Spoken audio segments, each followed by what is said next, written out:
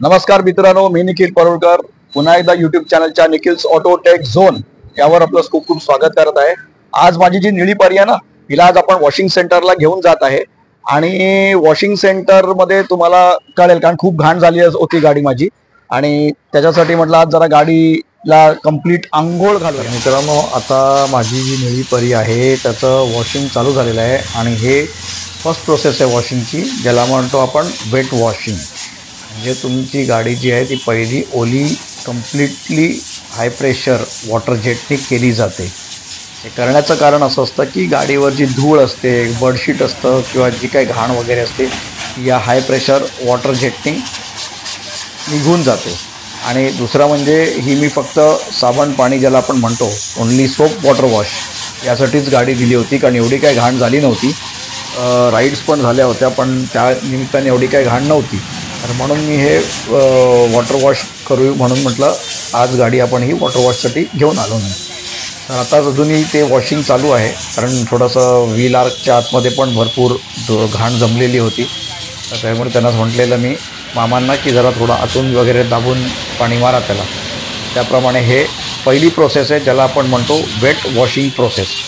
तर ही completely wet washing झाल्यानंतरची पुढली प्रोसेस मी तुम्हाला सांगतो। तर मित्रांनो, ही जी दुसरी प्रोसेस आहे त्याला म्हणतो आपण सोप ॲप्लिकेशन प्रोसेस।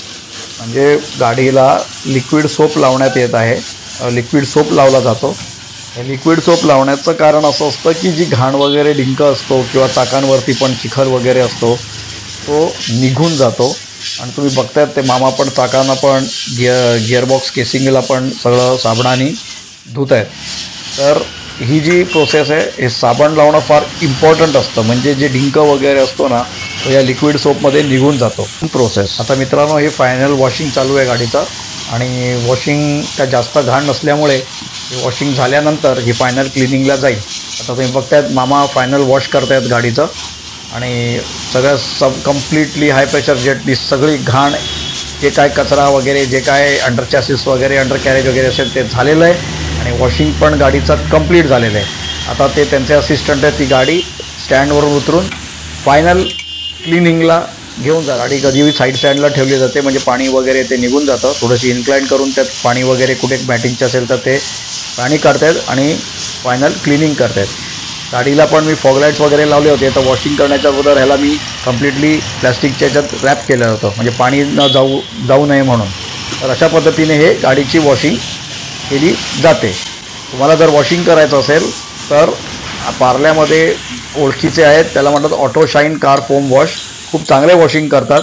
आणि आता तुम्ही बघतात आहे की माझी पण निळी परी ते क्लिनिंग करतायत गाडी, खूप छान पद्धतीने त्यांनी वॉशिंग केली आहे आणि गाडी जी बघतात ते तुम्ही गाडी तशी शाईन पण मारते आहे। तर जर तुम्हाला कधी नुसतं सोप वॉशिंग करायचं असेल किंवा डिझेल वॉश करायचं असेल आणि तुम्ही पार्लेकर आहात तर तुम्ही या सर्व्हिस सेंटरला डेफिनेटली व्हिजिट करा। खूप सिंपल पद्धतीने वॉश करतायत, पण जी सिंपल पद्धत आहे ती खूप खूप चांगली आहे। तर अशा पद्धतीने आता गाडी क्लीन झालेली आहे। Fully this completes the washing process for my निळी परी होंडा ॲक्टिवा 6G।